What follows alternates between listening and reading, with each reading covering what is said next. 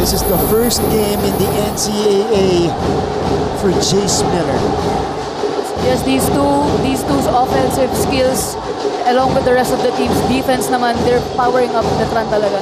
Pag tinignan natin yung quarter scoring natin, it's just the third quarter. Yan ang pinakamalaking diferensya dito, Christiana.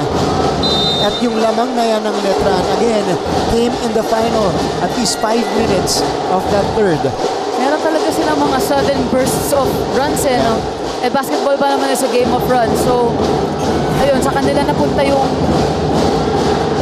Miller. And, you know, we gotta finish the quarter strong as well. Sa kanila napunta yung better execution and better handling sa depensa and sa offense ng kalaban. Can JRU fight back? They're down by 6 here.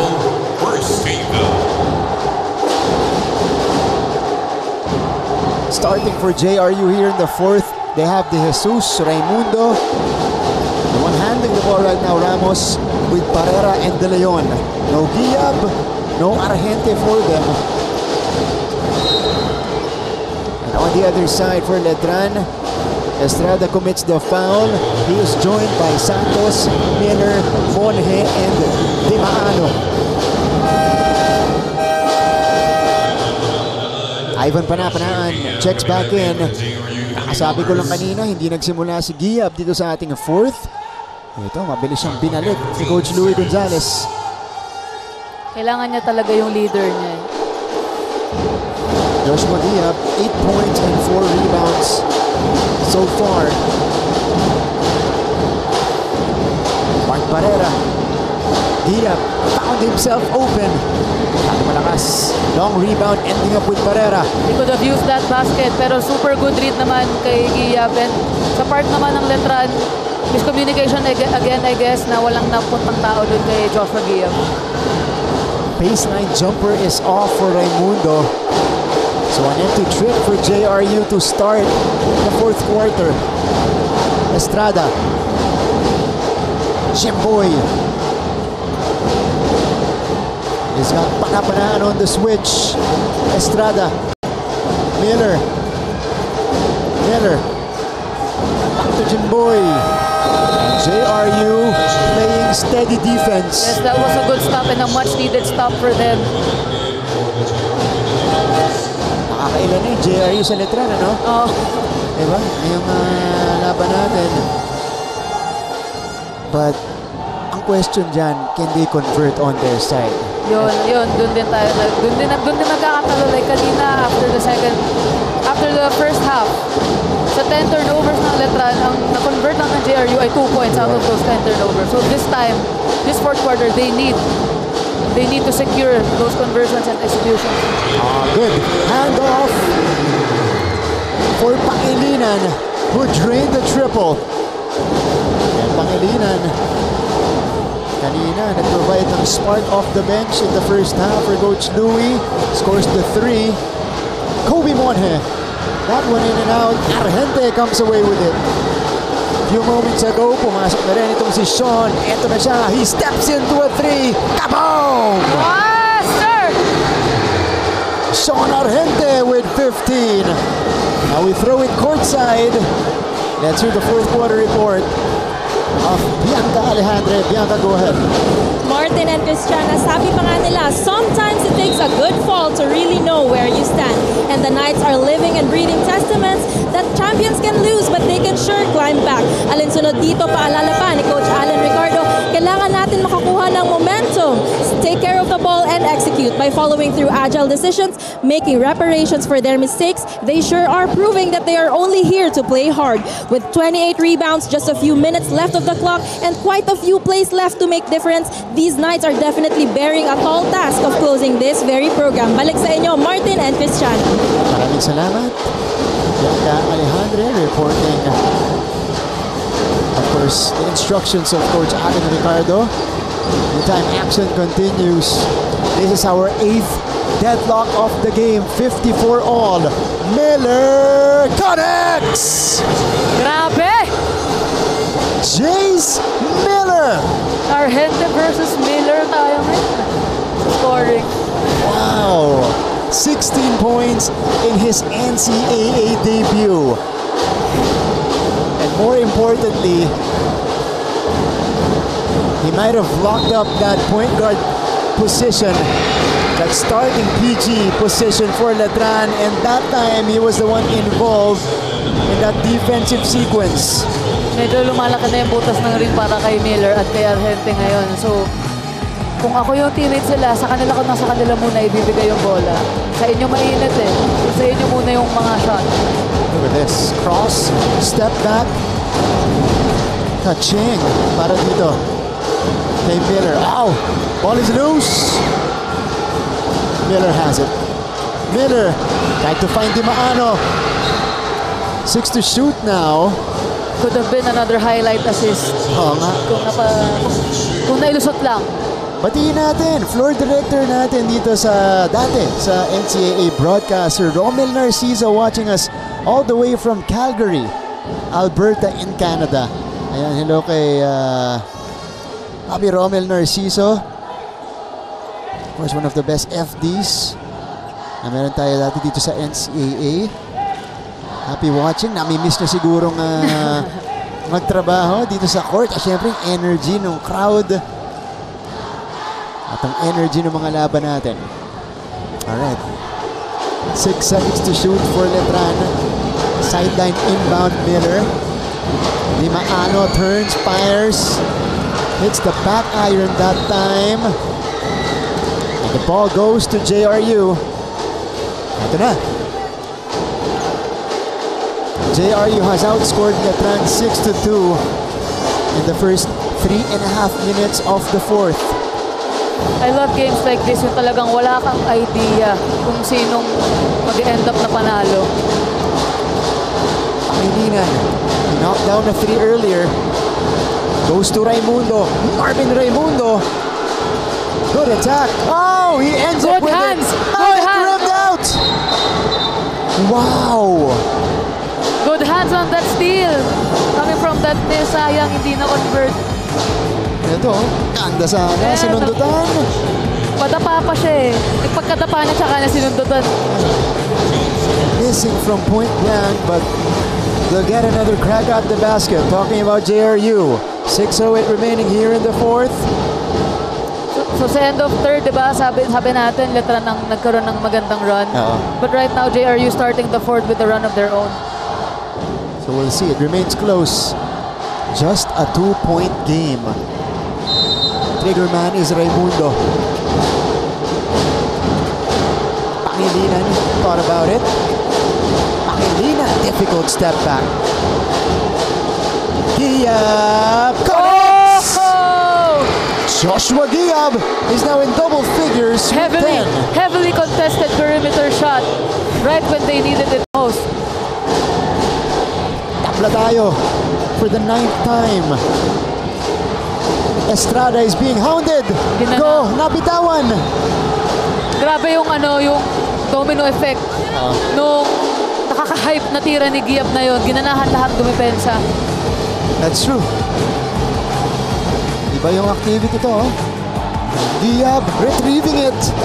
And then again, over the outstretched arm of Rafael Go, he was able to drain the jumper. JRU 8-2 run to start the fourth. Oh, look at Joshua Giab. Oh no, that's Panapanaan coming in between of the Letran players. We go the other way.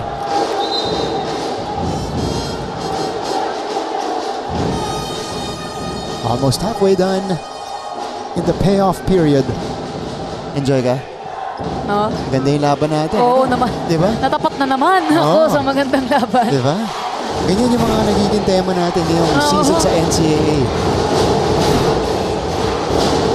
Jimboy Estrada. Tingnan natin kung paano sasagot yung tandem ng Estrada at Miller. Ito. Jimboy trying to shake off Raimundo. Estrada! Wow! Sabi niya, ganito.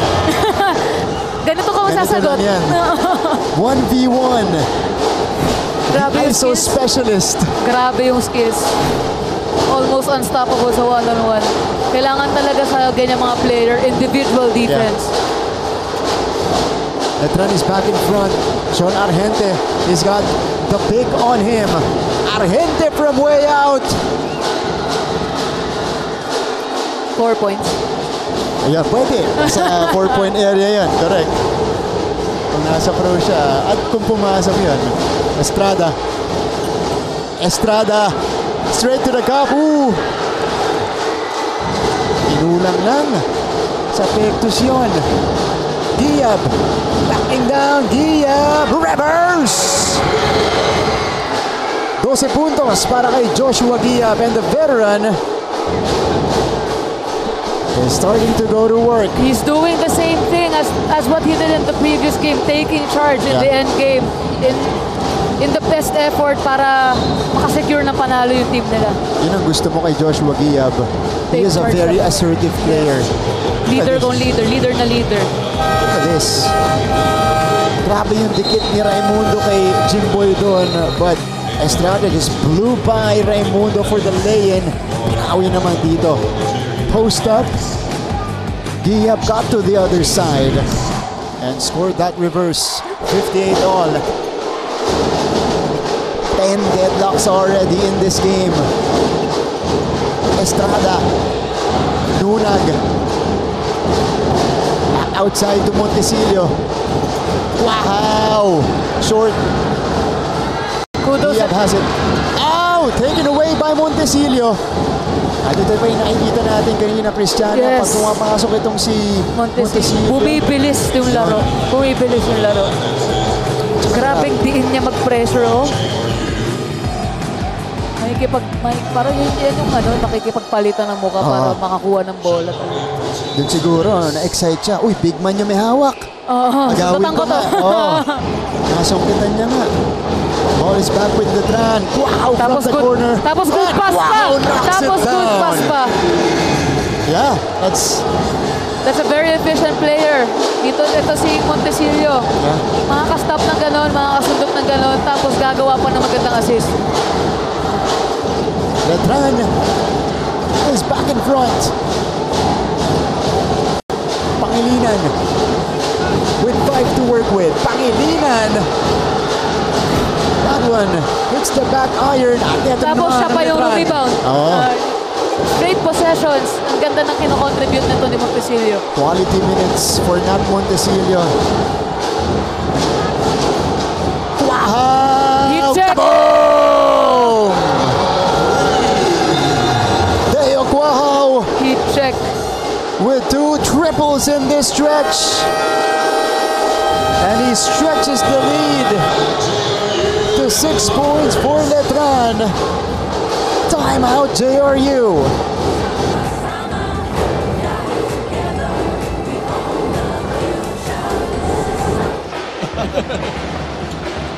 And Monhe with a deflection. Ito na si Monhe. Monhe with a finish. Ganda na ang defense ni Monhe. Coach, as we see this move by Kobe Monhe, I just noticed and realized itong uniform ng Letran, may pagka-throwback, na anggulo. Almost got it down though. Gabat on the move. Gabat. Balik sa ating laban. Deo Cuajo dealing damage in the 4th. 2 triples in the stretch. By the way, bago po ito, Deo Cuajo was 0 out of 7 from 3-point range. So what a way for him to break out of that slump. Boils down again sa mentality na on to the next shot. Kahit magmintis ka pa ng 10, kahit gaano karami pa yung mintis mo, kung libre ka, itira mo yung bola sa kasunod na possession. Again, this is a knockdown shooter in Deo Cuajo. Good sign for Letran that he is starting to find his touch again. More students are entering our venue. Ako, mula naman sa Perpetual at Arellano, mamaya-maya, second game natin yan. Ooh, Deo Cuajo will be whistled for this one. This is still a lot of time. Penalty na. Oh, Yeah. yeah. For Letran, only their The third foul. third team foul. So again, it's the same theme here. Letran erasing JRU's run. oh, nga, yung initial run ng JRU sa simula ng quarters. At dito, nauubusan ng gas ang JRU. It's happening, actually, I can see it happening again sa previous game nila. So, sa first half, they were thriving with perimeter shots. Same ang ginagawa nila sa second half. Tira pa rin sila ng tira sa perimeter kahit maalat na. Parang ganito rin yung nangyayari ngayon. Oh, Jimboy Estrada Grabe. with 18 points in this game. Sabi niya, kahit sino bigay niyo sa akin, kaya ko yan. And we're entering the final 2 minutes of this game. Look at this move again. Jimboy Estrada this time against Ivan Panapanaan. Didn't matter. Almost a duplicate of what he did earlier. He gives Letran their biggest lead of the game. Sakit man para sa JRU. And I don't know, if you watch Jimboy Estrada play, manonotice mo na strong left siya. Like, if hindi siya titira ng 3-point shot, ang parang ang go-to move niya ay pakaliwa palagi para for better balance. At tingnan mo kapag pakanan siya pupunta, medyo pa-fade away, medyo pahiga yung tira niya. Arrente with a big-time 3. 18 points for Sean. That is his 4th triple in the game. Composure lang sa JRU, composure lang. Ito si Estrada. Jimboy will back up. Estrada. Shot clock violation on Letran. Good defensive sequence for the Heavy Bombers. Ito muna yung 3 puntos nung Sean Argente. Finding his touch today. And back to his scoring ways. He's got 18 points. Puntahan muna natin ang timeout na to. When we return, it's gonna be JRU basketball.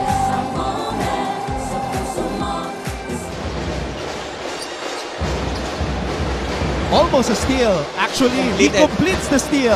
Paeng Are, bumitin sa ere. Paeng Are. Wow! And one. May deflection dito mula kay Are.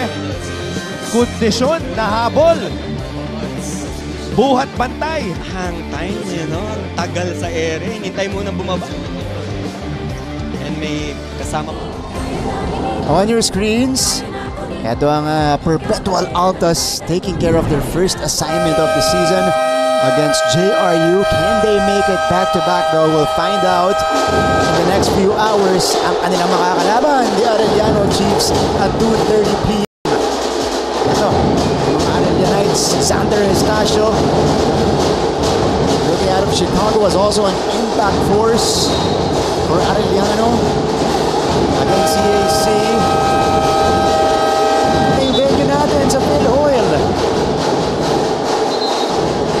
From our second game, starting to come in. 66-61. 85 seconds remaining. Still a lot of basketball to be played. I'm curious why Jace Miller is not on the court right now for Coach Allen. Maybe Baka nagpapahinga. it's because, at pwede rin kasi ang ganda rin ang pinapakita ni Montecillo. Yes. Lalo ngayon, Mas nakadepensa sila. defensive stopper si Yeah. Montecillo. Si Miller naman, mas makakapag-control ng offensive sense. Raimundo! That would have been big. Oh, taken away! Another snatch for Raimundo, but heads up play for Nat Montecillo. They're saying it's JRU basketball, but since we are under 2 minutes already, pwede tayo mag-review. Let's see. Initially, it was Raimundo who took it away. Ayun, no? Sticky hands. Montecillo coming out of nowhere. Oh. Okay, that was just a quick review for our officials as well. It's Letran basketball. Oh! Oh! Hold on, no! Overturned again. It's JRU basketball. Yeah, I saw kasi hawak niya yung bola, tapos nakalapat yung kamay niya sa niya. Oo. Bago niya binato pa ganun. Okay. So, JRU will have another crack at it. Down by 5.